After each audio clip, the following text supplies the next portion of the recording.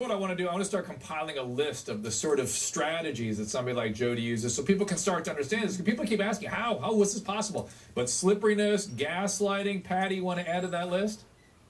Yes, she takes great delight in this, that duper's delight, that little grin on her face that I think is really going to hone in for the jury.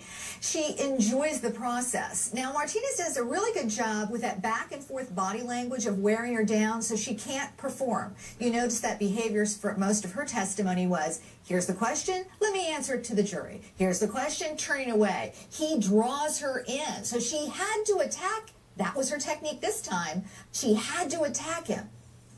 Interesting. And ma'am, were you crying when you were shooting him? I don't remember. Were you crying when you were stabbing him? I don't remember. How about when you cut his throat? Were you crying then? I don't know. You're the one that did this, right? Yes. I think you're feeling the reality in the moment now.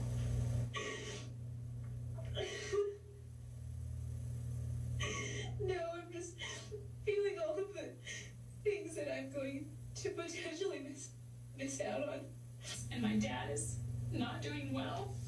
He doesn't think he has very long to live. My grandparents aren't getting any younger, and I just have an awesome family. Jodi. right, it's it. What gaslighting, as Cheryl said. And Patti, does the language bear that up? The body language?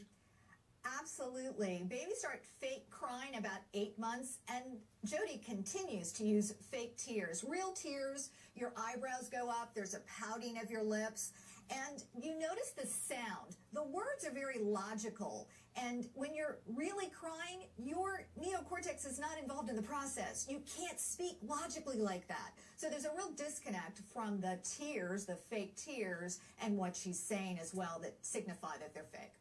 Michelle, put a little button on that for me, will you? Well, you know what? People like Jodi have this saying that a psychopath or somebody like Jodi without a conscience, they can learn the words of an emotion, but they never learn the music of an emotion.